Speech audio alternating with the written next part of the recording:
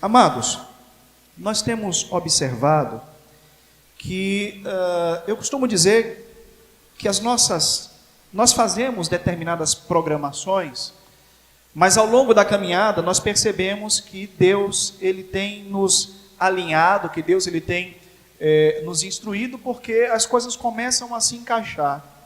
Nós iniciamos esse mês a campanha de missões estaduais. Nós vimos aqui a nossa irmã Elisângela trazer esse momento, todos os cultos dominicais, né? Nós teremos aí esse momento de testemunho missionário, de uma palavra missionária para motivar a igreja a fazer esse trabalho. E nós vimos aqui o tema, nós vimos a divisa, nós vimos o testemunho do missionário, esqueci agora o nome dele, e me lembrei que ele esteve aqui na última campanha, né? Campanha o ano passado. E quando nós pegamos o tema e a divisa que também foi escolhida pelos homens para essa conferência de aniversário da SMHB, para aqueles que não sabem, SMHB, Sociedade Missionária de Homens Batistas, tá? Também foi um tema missionário, um tema voltado a missões, o tema que traz para a igreja a responsabilidade de falar do amor de Cristo, a responsabilidade de testemunhar sobre o amor de Jesus, porque sinceramente, amados, não há outro motivo para estarmos aqui, obviamente, após louvarmos a Deus, do que anunciarmos o sacrifício de Cristo, anunciarmos a salvação, anunciarmos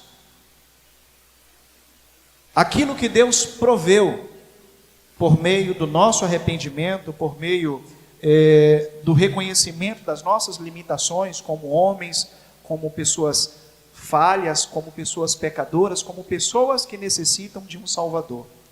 E quando nós nos deparamos com a Bíblia, nós temos muitos exemplos de homens e mulheres que colocaram as suas vidas de uma forma muito intensa nas mãos de Deus, para que fossem assim usadas por Deus a anunciar a palavra da salvação. Nós estamos estudando aqui às quintas-feiras a carta de Paulo aos Romanos.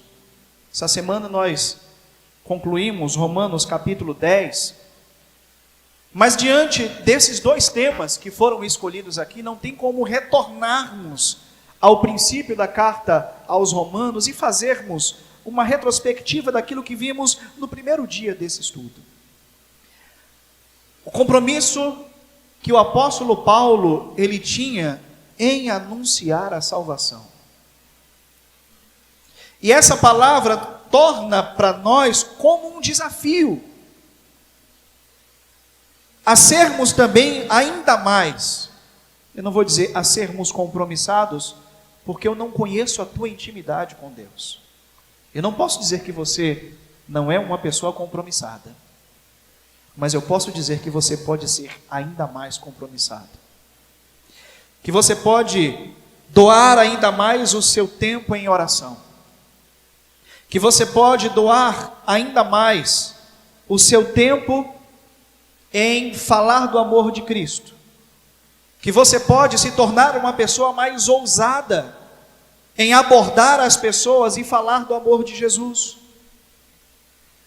Hoje a igreja viveu aqui um exemplo disso, onde alguns irmãos acredito que ainda não tiveram a oportunidade, não tiveram até então a oportunidade de fazer um trabalho como esse, como alguns adolescentes aqui da igreja que chegaram para mim e disseram assim: não, pastor, eu vou. E abordaram pessoas na rua e falaram do amor de Jesus e oraram. Irmão Rian aqui, nós estávamos fazendo o trabalho, eu estava observando Davi falando com ele: olha, o próximo é você que vai abordar. E Davi pegou pelo braço assim e disse assim: pastor, deixa Rian fazer. E nós ficamos observando, e uma criança tomou essa atitude. Paulo então, irmãos, ele expressa no capítulo 1 esse compromisso em anunciar a salvação. nos diz assim a partir do verso 8: Antes de tudo eu sou grato ao meu Deus, mediante Jesus Cristo, por todos vocês, porque em todo o mundo está sendo anunciada a fé que vocês têm. Deus, a quem eu sirvo de todo o meu coração, pregando o Evangelho de seu Filho, é minha testemunha, como sempre me lembro de vocês, em minhas orações. E peço que agora, finalmente, pela vontade de Deus, seja-me aberto o caminho para que eu possa visitá-los. Eu anseio em vê-los, a fim de compartilhar com vocês algum dom espiritual para fortalecê-los. Isto é, para que eu e vocês sejamos mutuamente encorajados na fé. Eu quero que vocês saibam, irmãos, que muitas vezes eu planejei visitá-los, mas eu fui impedido até agora.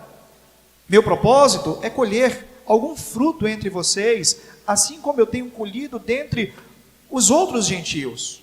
Eu sou devedor tanto de gregos quanto de bárbaros, tanto de sábios quanto de ignorantes. Por isso, eu estou disposto a pregar o Evangelho também a vocês que estão aí em Roma. Eu não me envergonho do Evangelho, porque é poder de Deus para a salvação de todo aquele que crê, primeiro do judeu e depois do grego. Porque no Evangelho é revelada a justiça de Deus, uma justiça que do princípio até o fim é pela fé. Como está escrito, o justo viverá pela fé. Amém?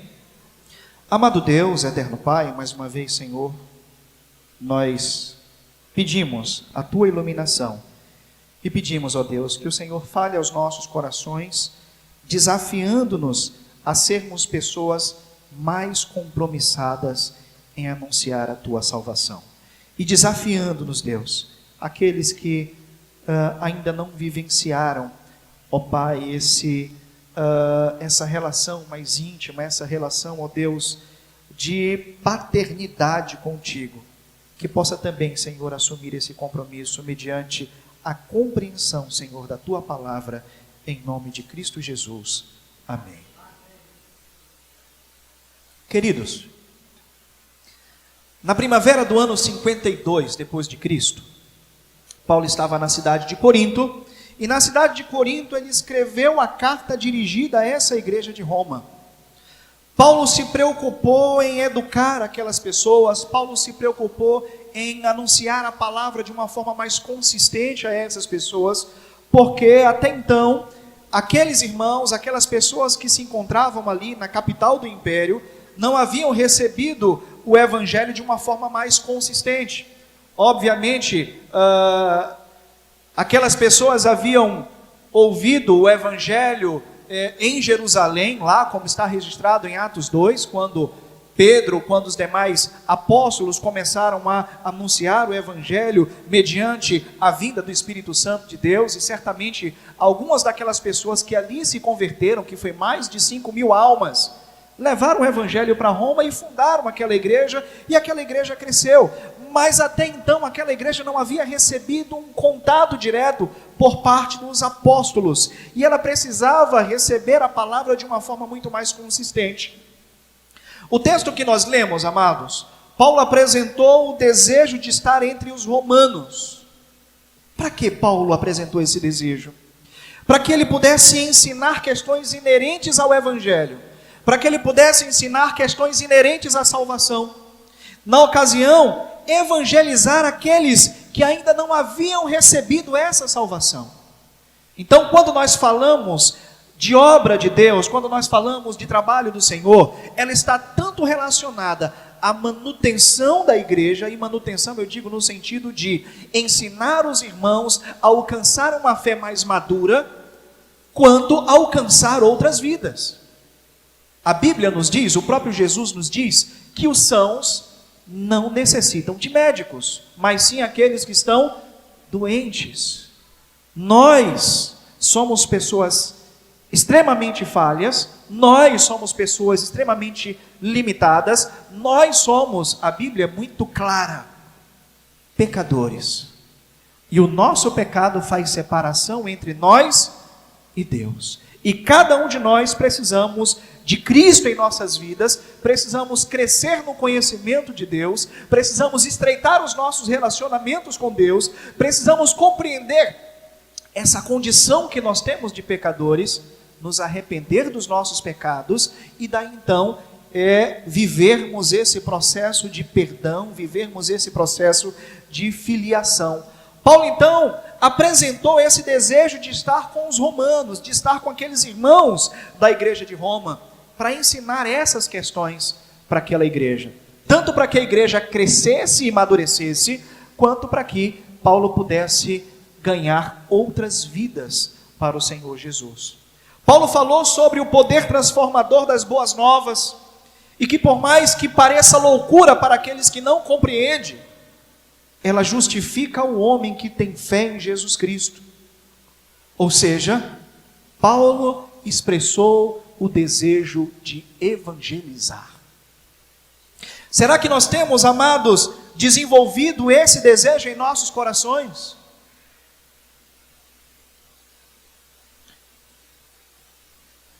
O compromisso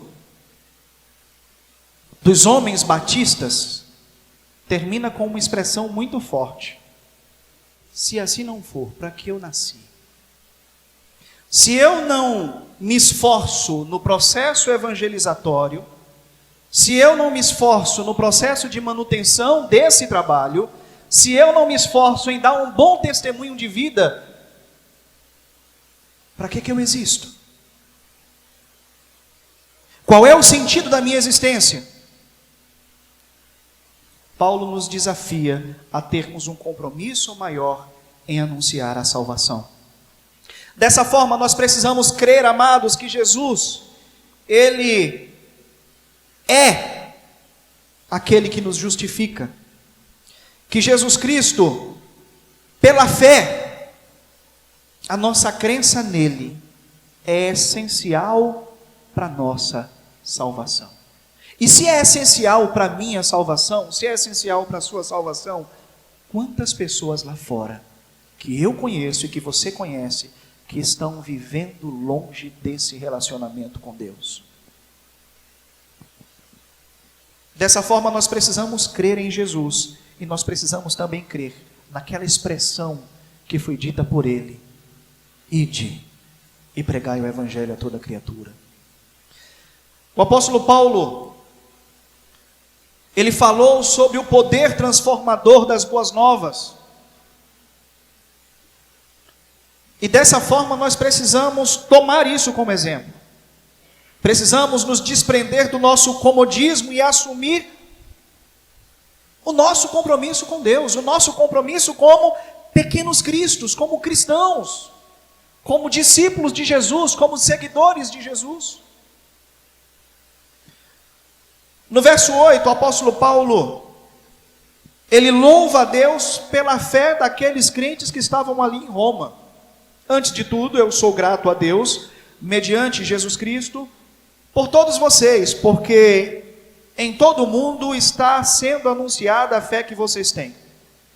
E aqui, irmãos, eu quero chamar a sua atenção, que em todas as cartas que Paulo escreve, ele emite uma gratidão na sua introdução, sendo que existe uma carta específica que Paulo não faz isso, que é a carta aos Gálatas. E ele chama exatamente essa atenção por causa do afastamento que aquela igreja, a igreja dos Gálatas, ela tinha ao verdadeiro evangelho. Ela recebeu o verdadeiro evangelho, ela recebeu o mais puro evangelho, mas com o passar do tempo ela começou a se afastar. E quando Paulo escreve para essa igreja, ele não a trata de uma forma acolhedora, não, mas ele repreende exatamente por causa disso. Olha só, Gálatas capítulo 1, verso 6 ao verso 8.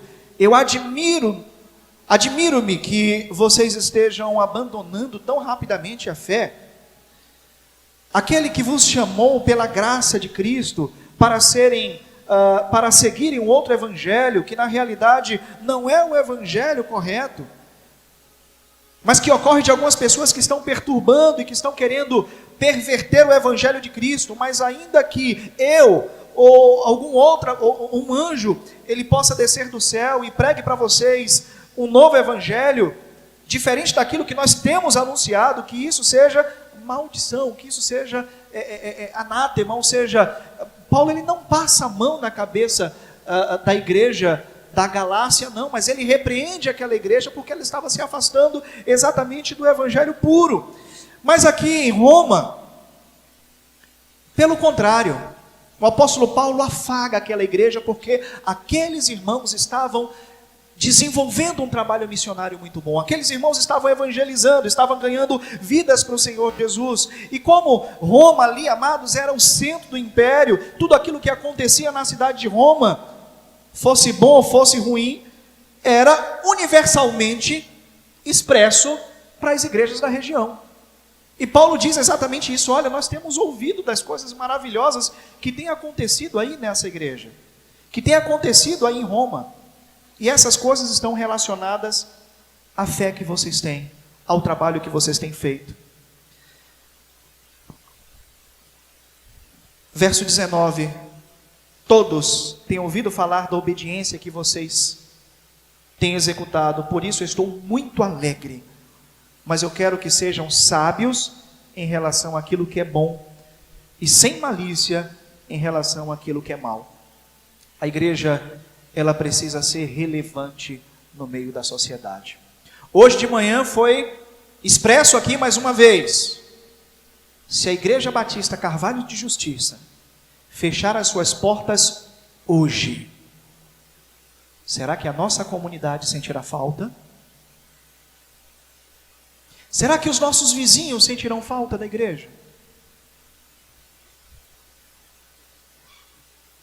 Será que o bairro da Urbis sentirá falta da Igreja Batista Carvalho de Justiça? Será que o município de Dias Dávila sentirá falta desta igreja? Nós precisamos, amados, sermos relevantes para essa comunidade. Nós precisamos importar para essa comunidade. Paulo então ora a Deus, e nessa oração ele busca a ocasião de visitar aquela igreja, a igreja de Roma, e conhecer aqueles irmãos. Olha só o verso 9 e o verso 10. O Deus a quem eu sirvo de todo o meu coração, pregando o evangelho de seu Filho, é minha testemunha, o próprio Deus é minha testemunha, de como sempre eu me lembro de vocês em minhas orações. E eu peço que agora, finalmente, pela vontade de Deus, seja-me aberto o caminho para que eu possa visitar vocês. Semana passada o irmão Elias perguntou para mim assim, eu me lembro logo quando nós chegamos aqui, nós fizemos uma viagem missionária, naquele acidente, naquela situação que houve ali no Vale do Jequiriçá, que a igreja entrou em campanha, levantamos, os irmãos estão lembrados disso, né? Levantamos alimentos, conseguimos roupas e fizemos aquela viagem para doar para ali na cidade de Santa Inês. E o irmão Elias essa semana me procurou e disse assim: pastor, tem ouvido falar do pastor Elias? Aí eu falei: meu irmão, já faz um tempo que a gente não conversa. Mas depois que o irmão Elias falou, acendeu um calor no meu coração e um desejo de compartilhar mais uma vez um momento de comunhão com o nosso irmão que está lá. E foi exatamente, amados, esse sentimento que houve aqui em Paulo. O desejo de estar junto. O desejo de viver um processo de comunhão. O desejo de orar, de interceder um pelo outro. De crescer juntos. E aí eu quero chamar a sua atenção, amados. Você não consegue ser cristão somente dentro de casa. Você precisa viver comunhão, você precisa estar junto das pessoas para que as suas baterias sejam recarregadas, para que a tua fé seja edificada, para que o teu conhecimento nas Escrituras sejam edificados, para que você seja fortalecido. A gente não consegue isso ficando em casa. Mas nós precisamos viver a ideia da comunidade. 1 Tessalonicenses, capítulo 3, verso 10. Paulo vai dizer assim: noite e dia, com perseverança, nós oramos para que possamos vê-lo pessoalmente e suprir o que falta à sua fé. Qual que é a ideia que eu aprendo aqui com o apóstolo Paulo? Eu tenho momentos de fraqueza, eu tenho momentos de dificuldade, eu tenho momentos em que eu vou perder completamente o sentido das coisas, e o irmão Anderson vai estar aqui do meu lado para poder me ajudar. E o irmão Fabrício vai estar aqui do meu lado para poder me ajudar. Em outro momento, pode ser você que esteja vivendo essa dificuldade, essa fraqueza, e a igreja está para poder te ajudar. Atos capítulo 27, verso 3. No dia seguinte, ancoramos em Sidom, e Júlio, num gesto de bondade para com Paulo, permitiu-lhe que fosse ao encontro dos seus amigos para que lhe suprissem as suas necessidades. O que aconteceu aqui? Paulo estava preso lá em Cesareia, e em Cesareia ele pediu para ser julgado por Roma, pelo imperador. Então ele sai de Cesareia e viaja, e quando chega na metade do caminho, ele estava sendo ali escoltado por um soldado romano. Esse soldado romano, ele se compadece e permite com que Paulo se encontre com os crentes daquela cidade, para que aqueles crentes pudessem suprir as necessidades. Aí eu digo para os irmãos, necessidades físicas e necessidades espirituais, consolo, um ombro amigo para poder chorar. A gente não consegue fazer isso em casa, mas nós precisamos viver em comunhão. Paulo conhecia, amados, superficialmente, a religião dos fariseus, ou melhor, a superficialidade da religião dos fariseus, a idolatria, a superstição, o hedonismo, os povos pagãos que viviam ali em volta. E Paulo apresentou a sua fé de uma forma verdadeira, levando a adoração de uma forma genuína e sincera. Quinta-feira nós falamos aqui sobre a simplicidade do Evangelho. Às vezes as pessoas colocam tanta coisa, inventam tanta coisa, e nós só precisamos, amados, anunciar aquilo que Cristo deixou para nós. Arrependei-vos e crede no Evangelho.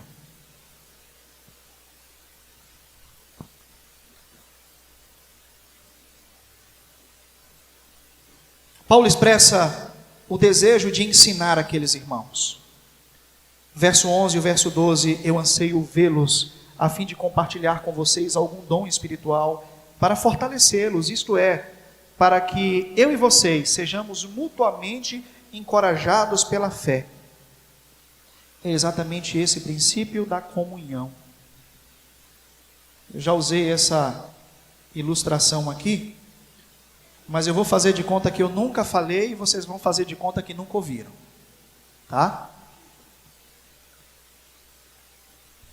Sabe a churrasqueira? Você está fazendo aquele churrasco gostoso? E aí você tira a grelha e as brasas estão ali, né? Bem acesas.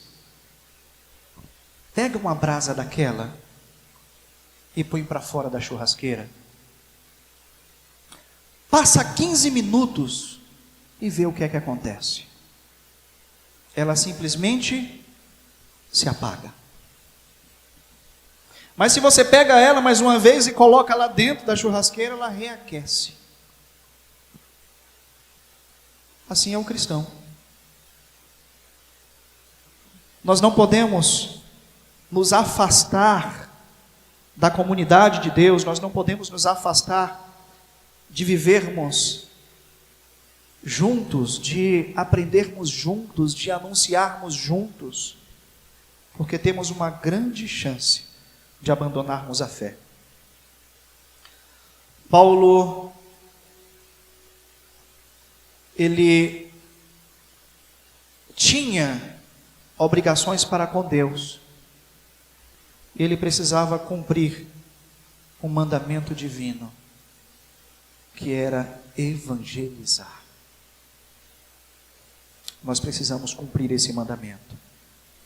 Nós fomos ordenados por Jesus, nós temos o dever, nós precisamos ter a disposição, nós precisamos ter a prontidão de pregar a sua palavra. Em tempo e fora de tempo, não contabilizando as dificuldades. Vejo muito aqui o irmão Nilson, ali no seu comércio. Às vezes eu vou ali no irmão Nilson, fico ali com ele, bato um papo, compro alguma coisa. Sempre aparece alguém e a gente vê o irmão Nilson falando do Evangelho de Cristo para a vida daquela pessoa. E quantas pessoas ele tem trazido para aqui, para a igreja, com esse trabalho de testemunho da vida dele. Paulo apresenta, amados, a eficácia do Evangelho. Verso 16, eu não me envergonho do Evangelho, porque é poder de Deus para a salvação de todo aquele que crê, primeiro o judeu e depois do grego. Paulo havia sido preso em Filipos, havia sido perseguido em Tessalônica, havia sido expulso na Bereia, havia sido zombado em Atenas, havia sido apontado como louco em Corinto, apedrejado na Galácia. Entretanto, ele continuava desejoso de pregar o Evangelho lá na cidade de Roma. E às vezes, a primeira oposição que nós recebemos, a gente dá para trás. Hoje na nossa caminhada aqui, né? A última pessoa que nós abordamos estava aqui no restaurante. E aí nós perguntamos, podemos orar por você? E a pessoa olhou para a gente e disse assim, agora eu estou almoçando. Foi a única oposição que nós recebemos. Mesmo assim, nós agradecemos, ao menos ela ter nos ouvido. E nós saímos. Mas isso não pode nos desencorajar. Paulo vai dizer, tenham por certo que as aflições deste tempo presente não são para se comparar com a glória que em nós há de ser revelada. Nós passaremos por dificuldades, nós passaremos por lutas, e a pregação do Evangelho não é diferente, não. Mas isso não é motivo para nós nos calarmos. Pelo contrário, isso precisa ser combustível para que nós possamos queimar ainda mais, para que nós possamos falar ainda mais, para que nós possamos anunciar ainda mais.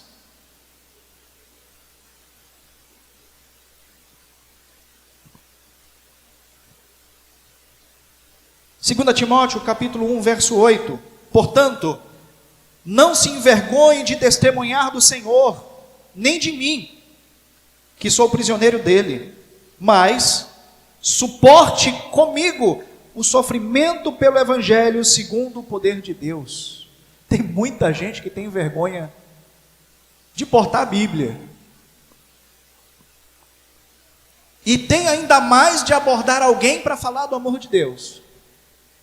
E o que é muito triste, irmãos, é que muitas vezes essa pessoa tem vergonha porque o seu proceder, porque o seu caminhar, porque o seu testemunho não anuncia Jesus.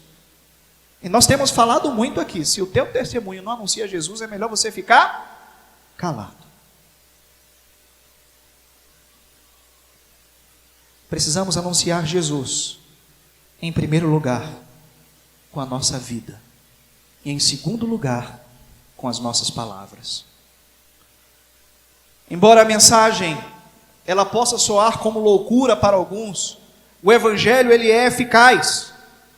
O Evangelho carrega consigo a força, a habilidade, a moral, a onipotência de Deus, para que cada homem seja salvo, cada mulher seja salva. Somente o poder de Deus, amados, é capaz de dominar a natureza pecaminosa humana e conceder para cada um de nós uma nova vida. Nós não podemos nos envergonhar, nós não podemos nos calar diante de tão maravilhosa obra feita por Cristo. O poder do Evangelho liberta pessoas da perdição. O poder do Evangelho liberta fisicamente, liberta mentalmente, liberta espiritualmente, resgatando o pecador e trazendo ele para a presença de Deus. Marcos capítulo 8, verso 38, se alguém se envergonhar de mim e das minhas palavras nesta geração, que é adúltera e pecadora, o Filho do Homem se envergonhará dele quando vier na glória do Pai com os seus santos anjos. Às vezes a gente se apega a um evangelho tão supérfluo, nos apegamos a um evangelho tão superficial, nos apegamos a um evangelho tão mentiroso, onde Cristo somente é amor, aonde podemos fazer todas as coisas, aonde Deus não é o centro de tudo, mas somos nós. Isso não é evangelho.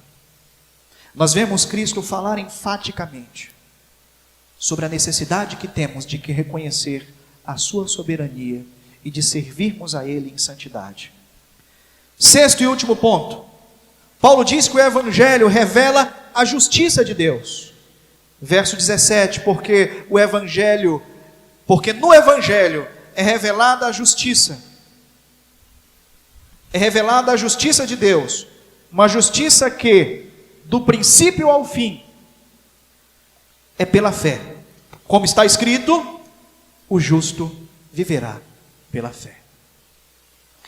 Aqui então estão as palavras que foram impactantes na vida de Martinho Lutero,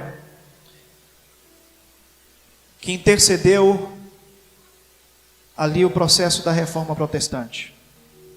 O apóstolo Paulo diz aos romanos que a justiça de Deus, ou seja, o caráter de Deus, as suas virtudes, a pureza de Deus, a retidão de Deus, ela é revelada mediante o evangelho. Deus não se oculta ao homem, mas Deus se revela a ele. Deus não se oculta a você, mas Deus se revela. E aí eu quero te fazer uma pergunta retórica. Quantas vezes você tem ouvido Deus falar no teu coração? Quantas vezes você tem sentido a presença de Deus, mas você tem resistido? Você às vezes faz pouco caso. Você já viveu o evangelho, você já viveu essa comunhão com o Pai, você já viveu essa comunhão com a igreja, mas por algum motivo, por algum tropeço na vida, você se afastou, mas Deus continua a falar no teu coração.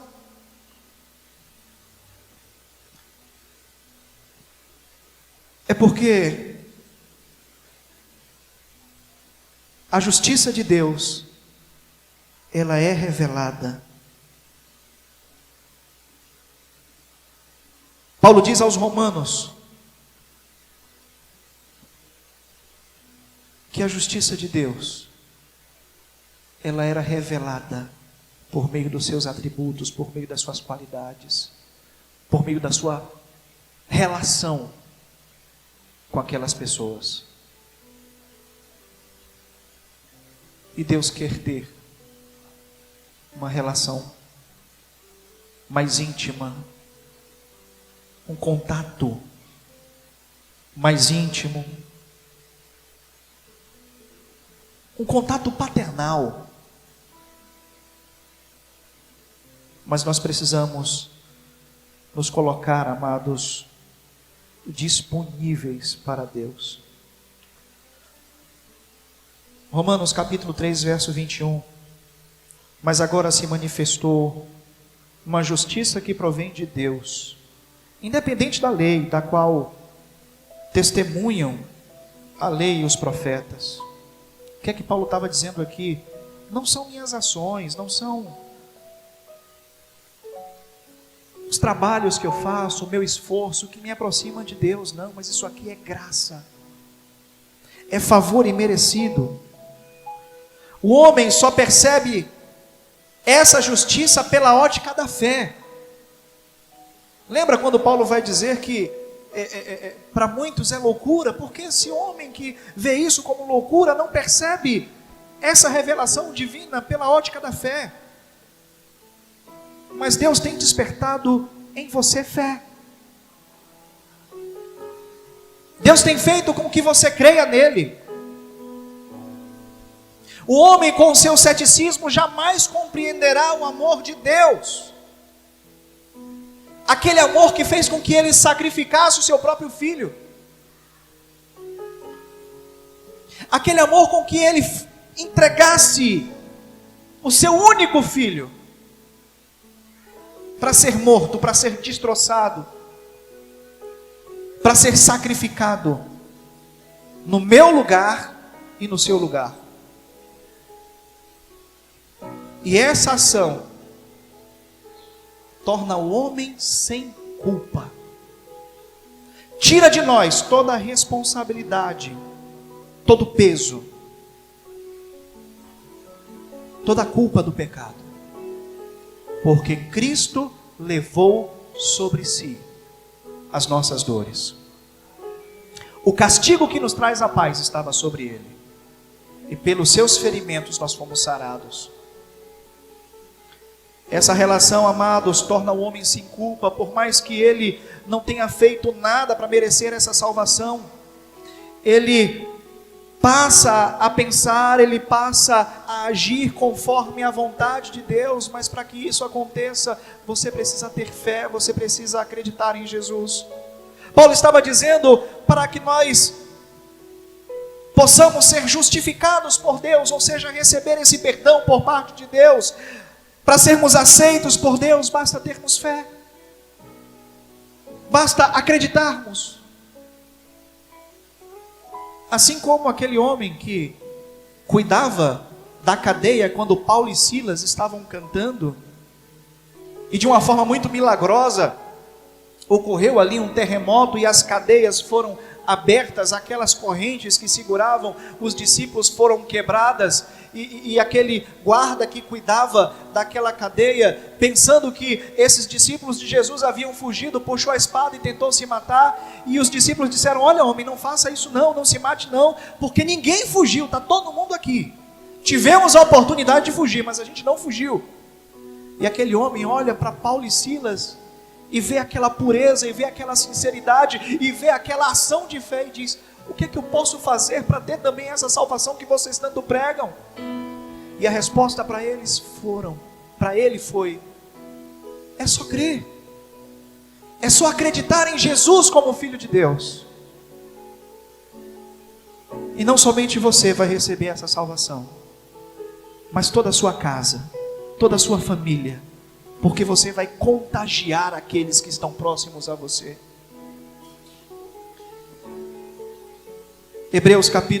Abacuque capítulo 2, verso 4. O ímpio está envaidecido, os seus desejos não são bons, mas o justo viverá pela fé. Você quer viver pela fé? Em primeiro lugar, é importante ressaltar duas observações na mensagem de hoje. A responsabilidade que nós temos em anunciar as novidades de Cristo. A necessidade que a igreja tem de anunciar Jesus. Nós não devemos omitir essa verdade. Somente o poder de Deus revelado por meio do Evangelho é eficaz para a salvação. É eficaz para resgatar pessoas e trazê-las à presença de Deus. E assim como Paulo, nós somos devedores. Devedores. Porque Cristo nos enviou. E nós precisamos ser mais comprometidos. E a segunda coisa, esse não para a igreja, mas para aqueles que nos ouvem, somente a fé em Jesus poderá mudar a história da sua vida. Nada poderá tirar as manchas podres do pecado, mas a fé em Jesus remove de você toda a condenação. Para concluir, Gálatas capítulo 3, verso 11, é evidente que diante de Deus, ninguém é justificado pela lei, pois o justo viverá pela fé. Hebreus capítulo 10, verso 38, mas o justo viverá pela fé, e se retroceder, Deus não se agradará dele. 1 João capítulo 3, verso 35, quem crê no Filho tem a vida eterna. Eu quero orar por você nessa noite. Em primeiro lugar, orar pela igreja, para que nós possamos compreender a nossa função aqui na terra, de louvarmos a Deus, de adorarmos o nome dEle, mas também de darmos testemunho das maravilhas de Cristo. E também orar por você, para que você possa abrir seu coração e permitir com que Deus faça morada, transformando a sua vida por completo. Querido Deus e amado Pai que está no céu, em nome de Cristo Jesus, nós te louvamos mais uma vez nessa noite, agradecendo assim por essa oportunidade tão maravilhosa de estarmos juntos aqui, Senhor, em comunhão, nessa festividade, Senhor, que tem como objetivo único exaltar o teu santo nome. Tua palavra diz que importa, João Batista disse isso, importa com que nós venhamos a diminuir e que o Senhor venha a ser exaltado. Obrigado, Deus, porque fomos tocados, ó Pai, pelas canções e tivemos a oportunidade de te louvar por meio das canções. Obrigado, Deus, porque pela fé entendemos que o Senhor tem ouvido as nossas orações. Obrigado, Deus, porque fomos desafiados pela Tua palavra a sermos pessoas mais parecidas com o Teu Filho amado Jesus, a sermos pessoas mais ousadas na pregação do Evangelho, a termos um compromisso maior com o Senhor, a vivermos em santidade, ó Deus. E também fomos desafiados a entregarmos a nossa vida no Teu altar. Por isso te exaltamos e te agradecemos, em nome de Cristo Jesus. Amém, Senhor. Amém.